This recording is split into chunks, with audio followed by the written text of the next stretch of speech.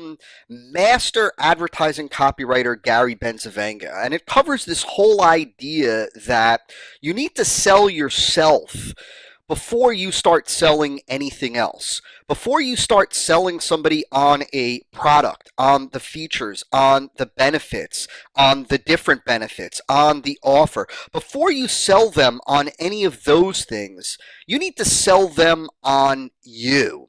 Listen to what Gary Bencivenga says about this. He says, quote, "People don't buy from others unless they believe them, unless they trust them." Now let's just stop for a second before I go on and read the rest of this quote. He's saying here flat out that people don't buy from people, from marketers, unless they believe those marketers, unless they trust those marketers, right? So unless your prospects believe you and trust you, at a bare minimum, people will not buy from you. Now, we've talked at great lengths throughout the MFA program about how to establish belief, right, by the use of proof, the different proof elements, and how to use different proof elements when, where, and how to build trust. And we're going to kind of just quickly, I think on one slide, on the next slide, as a matter of fact, quickly just recap the factors involved in trust building and whatnot. But again, people will not buy from you if they don't believe you and if they don't trust you,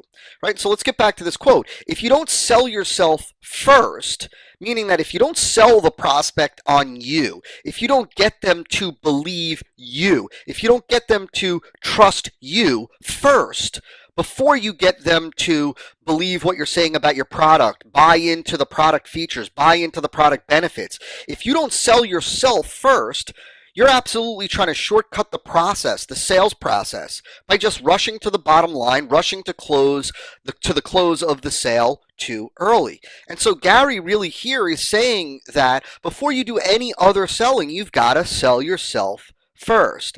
And so you lead off by selling you, right? There's this quote-unquote sale that needs to be made before every other sale, before the main sale, so to speak, and that's the selling the prospect on you. And most specifically, it's selling them on the fact that you are trustworthy, right? And how do we sell people on your trustworthiness as it relates to your offer? It's mainly with two things. It's with track record and credibility, right? Your track record being one of the four legs of the four-legged stool that I introduced to you in the MFA program from Michael Masterson, this idea that track record, a proven track record, a lengthy track record, a track record with ordinary people, with respected people, a track record with people with all of the weaknesses and handicaps that your marketplace has. A track record establishes your trustworthiness to the marketplace. And then credibility, right? And credibility is different from track record. There are all the credibility elements that you can incorporate in, and those were covered throughout the MFA program. There are 11 different credibility elements that we use throughout your marketing funnel, throughout your post-funnel communications, throughout your follow-up with prospects, post-funnel, during the funnel, etc., to establish this credibility. And then, of course, there is proof, right? And these are the things that we've really covered before. These are the things that you want to, in other words, you want to establish your trustworthiness, or I should really say you need to establish your trustworthiness through the use of track record, credibility, and proof.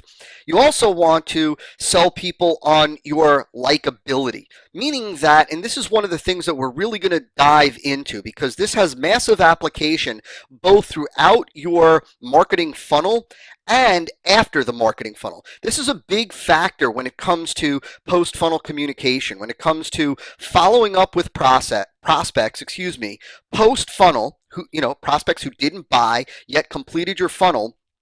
Likability is a huge factor. Today, being likable, having a personality that resonates, being memorable, owning a space in your prospect's mind because they like you, they trust you, and all the things that I'm going to cover. There's similarity, there's familiarity, there's all these things that I'm going to cover. increases significantly your conversion potential.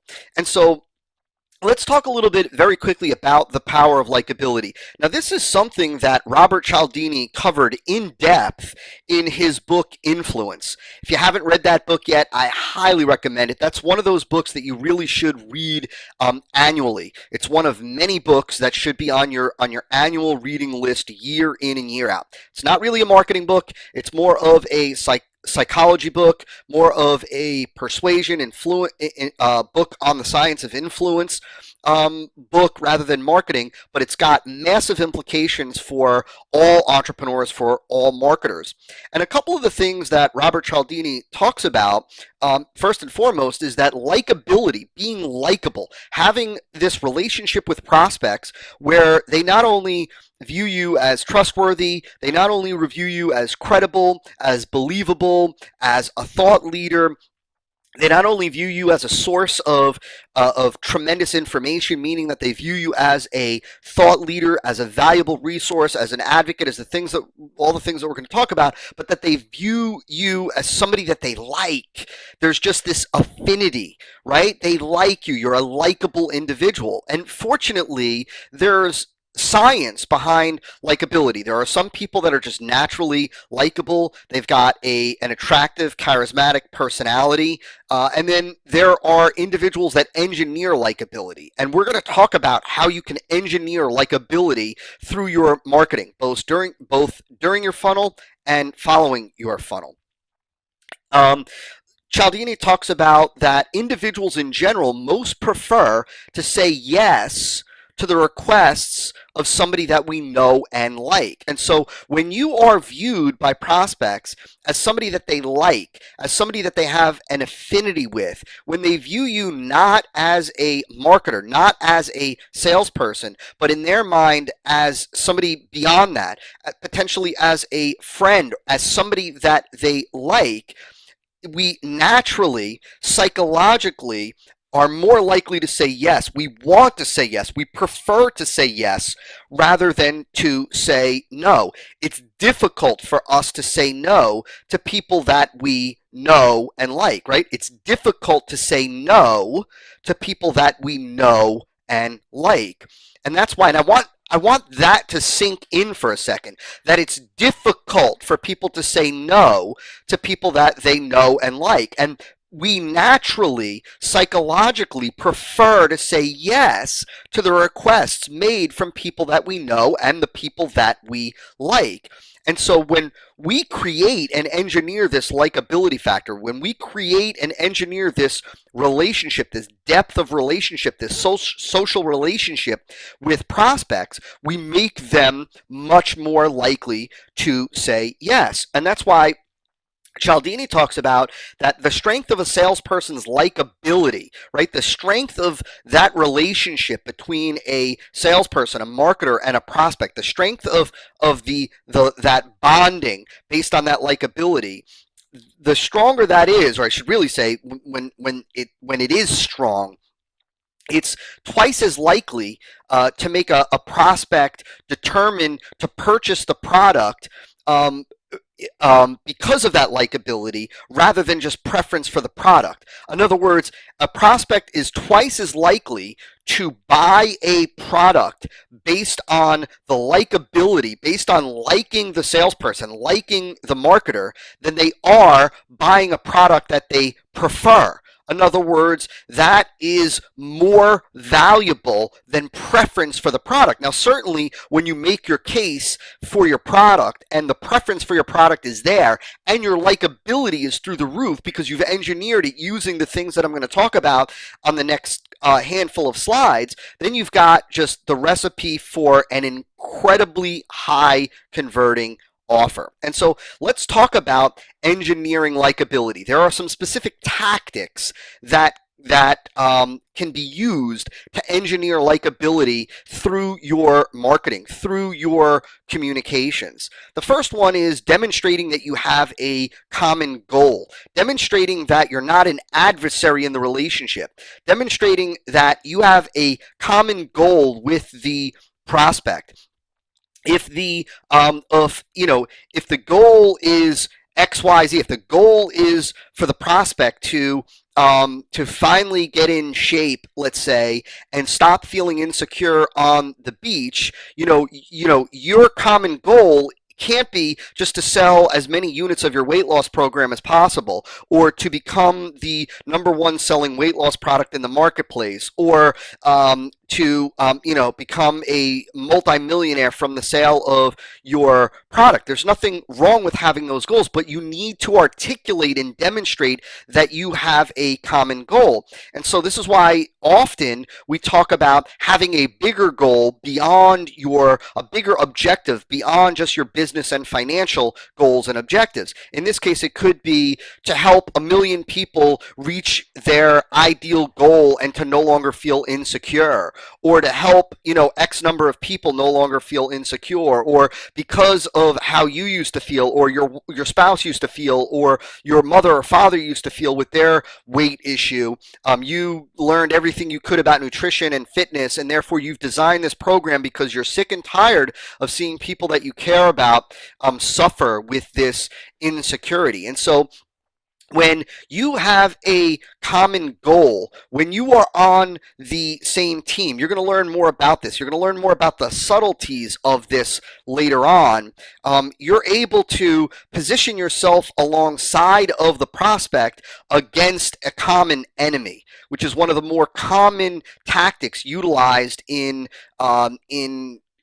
copywriting and advertising copywriting, is this common enemy. And so what happens is you become more likable when you have a common goal. First of all, you are similar. You're like them. You have something in common. And we're going to talk about this later on when we get into how to establish rapport and create rapport through your marketing. But when you demonstrate that you have a common goal, you not only come across as similar, but again, you come across as an advocate. Right? You communicate as an advocate for the prospect. And that's what you want to do. You always want to communicate from the position of being an advocate for the prospect, that you are there with their best interest in mind, that you are there to help them achieve the common goal, to help them achieve the common objective. You're on their side, right? And the example that, if we go back to Cialdini in his book Influence, he talks about this whole idea of the whole good cop, bad cop.